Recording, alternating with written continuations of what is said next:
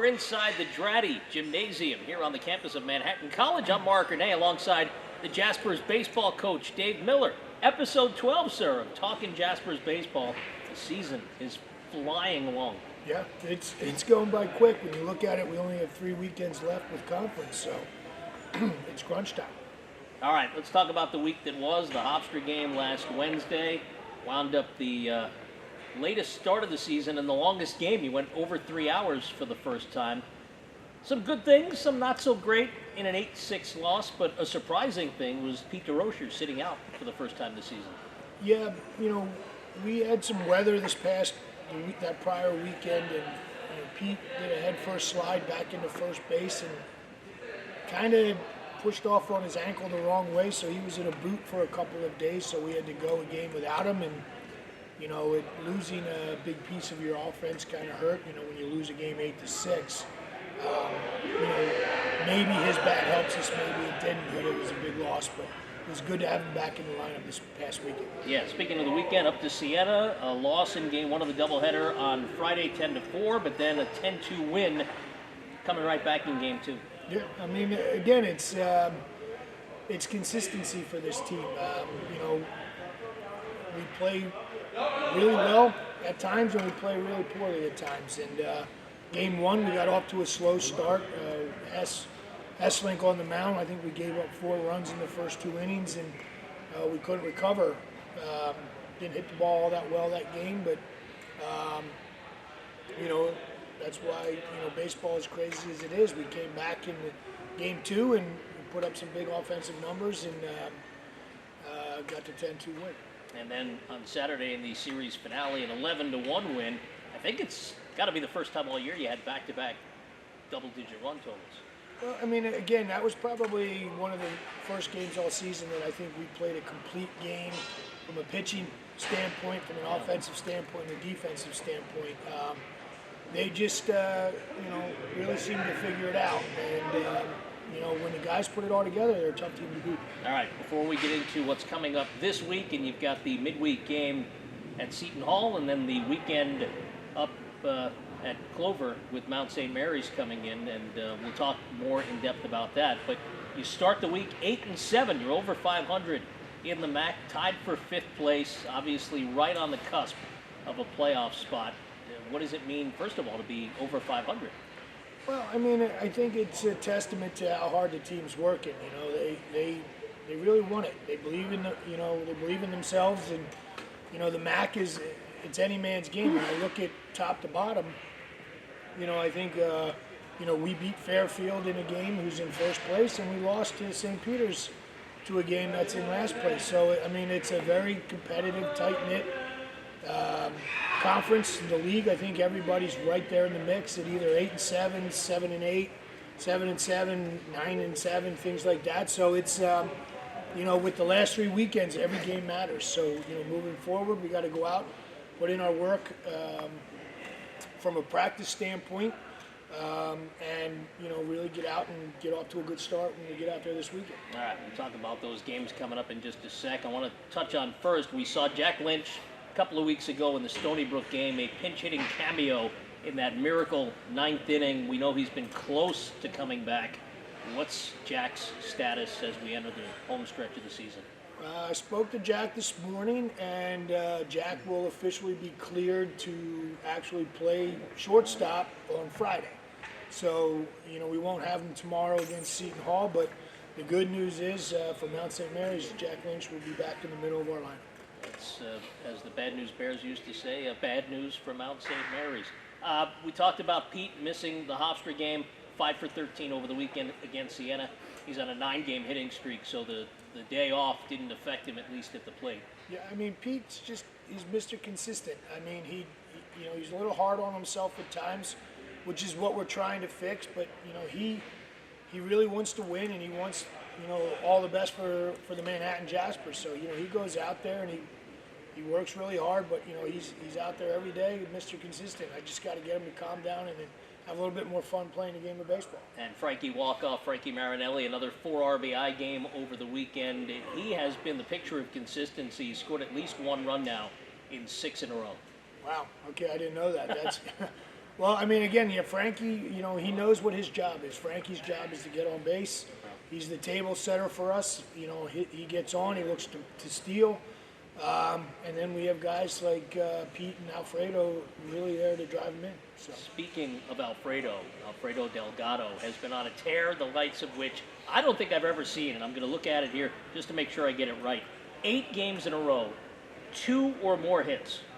That ended on Saturday, and in that stretch, he was 18 to 35. And I can do math a little bit. That's better than 500. I mean, Alfredo is, he's been the one that, he got off to a slow start. He's battling some injuries that are lingering from last year, and he's really, really, really trying his best just to stay healthy to give us that middle of the order bat. And here's a kid that got off to a slow start, but has kind of embraced that 4-hole for us. And like you said, over the last 8, 9, 10 games, he's just been Mr. Consistent, hitting the ball hard to all gaps. I know he hit a monster home run at Hofstra. He's one that, if we're going to make a push for the MAC playoff run, he's got to be a big piece of it. We talked about Pete's 9-game hitting streak, but he's not the only one. Jake Radzowitz also on a 9-game tear, just under 333 during that stretch. And how much has that meant to you guys? It's just another guy that, 1 through 9, we need guys. We're not a big power hitting team, so we need consistent quality at bats. Guys, we're singles and doubles hitting team, so we've got to get on base, and we've got to have that, that offense be contagious. So when you have 3, 4, 5 guys in your order that you're telling me are 5, 6, 7, 8-game hitting streaks, that's good for the team, and it's showing why we're getting some W's here and there, because hitting's contagious, and if Alfredo gets on, then Raz hits. We just keep moving, getting it to the next man. That's what we talk about in the dugout, is just get it to the next guy, pass the bat to the next guy. And if we do that, we're going to be able to put up crooked numbers in innings and give the opposing team a run for their money. And I don't want to give anybody short shrift, but Piff, Logan Fannenbecker, did take an 0 for 2 on Saturday and ended a 4-game hitting streak, but he's still got a 4-game RBI streak. He's driven in 7 over that point, and he's scored at least a run now in 7 straight. So that's got to be pretty impressive too. Yeah, I mean, if you asked me at the beginning of the year if Piff, Logan would be our 2-hitter, we would probably, I wouldn't be saying yes to that. But what Logan does as well as anybody, he has a Major League Baseball. He's a Major League guy. I think his on-base percentage is pushing 500. I mean, he's just a guy that is going to give you a consistent quality at bat every day. Whether he gets a hit or not, he's going to run that pitch count, 5, 6, 7 pitches every at bat, which is what a 2-hitter does. He's doing his job, moving runners over, but at the same time, when he's got runners in scoring position, he's coming up clutch. And we shouldn't ignore Trevor Santos, who had at least a hit in every game over the weekend, went 4 for 10 at Siena. So really, as you said, pretty much 1 through 9 is getting the job done at the plate. Yeah, I mean, you're hoping that which guy's going to step up big for you that day to maybe have that 2-3 hit day with the 4 or 5 RBIs. We hope 1 or 2 guys every game will do that, but if every guy's giving you that consistent 1 for 3 with a walk, or 1 for 4 with a walk or a hit batter, then we're getting on.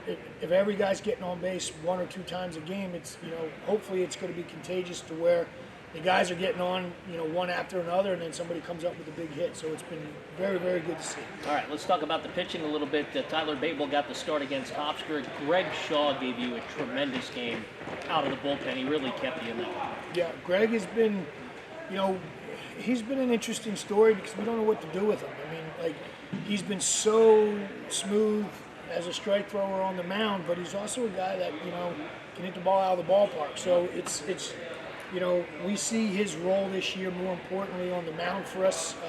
Hopefully that'll change down the road.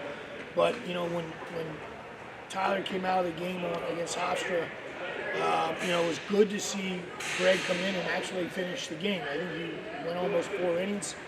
And we need to see that because we need to start extending some of these younger guys to see what they can do. Okay, we talked about Slinky, a tough start on Friday, but what did you see the rest of the weekend from the other 2 starters and from your pen? Well, Fagler and O'Neill both gave us consistent starts.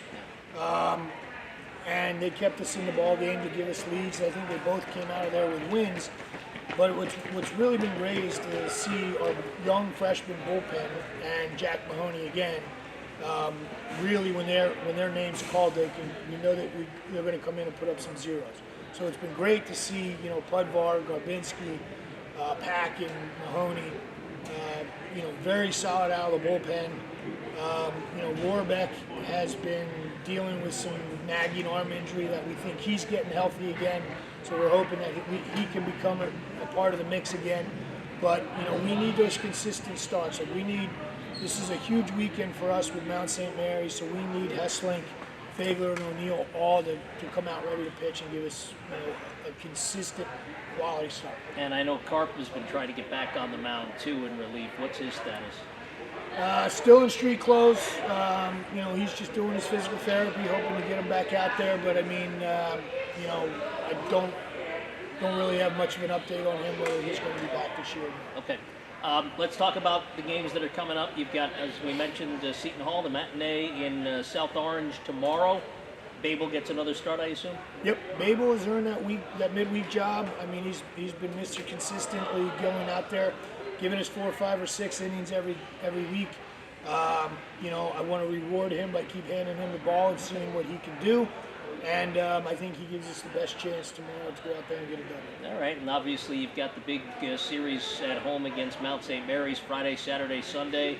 You stick with Slinky, Tyler, and Connor? As of right now, that's what we're going to do. We'll have our team coaches meeting this afternoon, but yeah, that's the plan. All right, and obviously this is kind of a huge series. I say kind of, I'm couching it.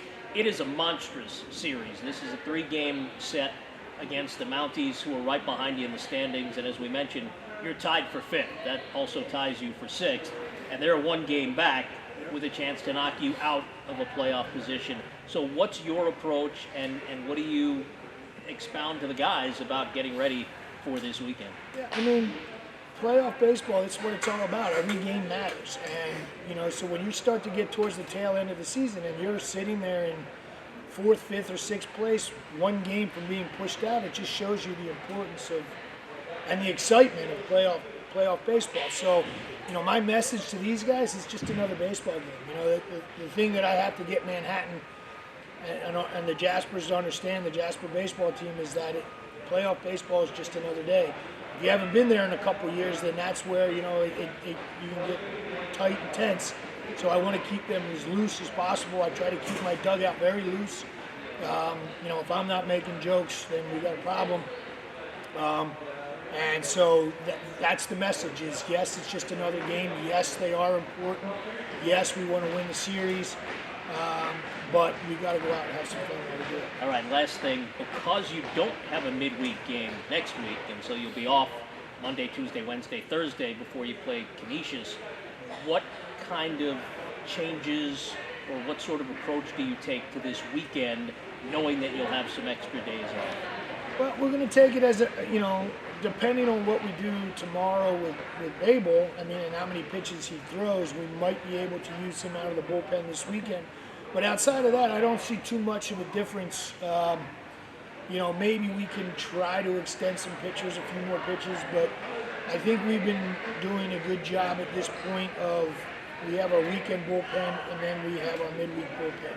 So unless we're really going to push for a win on the midweek game, it shouldn't really affect us too much. All right, as we sit here now on May the 2nd, first of all, it's almost impossible to believe that it's May already, but what is Dave Miller's temperature if he puts his finger on the pulse to mix medical metaphors of the Jaspers baseball team here today? Well, I think it's a world of difference from where we started to where we are. I think it took me a little while to learn my baseball team, being a new coach. I think it took a little bit for the players to understand me, and now that we've kind of got a grip of each other, I think the team is really starting to gel. I expect and I want to go out and win every baseball game, and I expect the players to do the same. Next week will be a great week for us to get healthy, but at the same time get a great week of practice. And I want my players to love practice as much as they love playing the games. But my temperature, I've been in this situation before. When I was a player at Clemson, as a coach at Penn State, and even a pro. It's just, to me, I just take it one day at a time. I'm not looking forward to Friday because we still got to get through Tuesday and we still got a game tomorrow against Seton Hall. So I'm focused on tomorrow, and that's really all I care about. I take it minute by minute, but I enjoy the ride. All right. Appreciate the time. Thanks as always. We'll see you next week. Yep. My pleasure. All right. That is the head coach of the Manhattan Jaspers baseball team, Dave Miller. I'm Mark Renee. We've been talking Jaspers baseball, and we'll see you next week.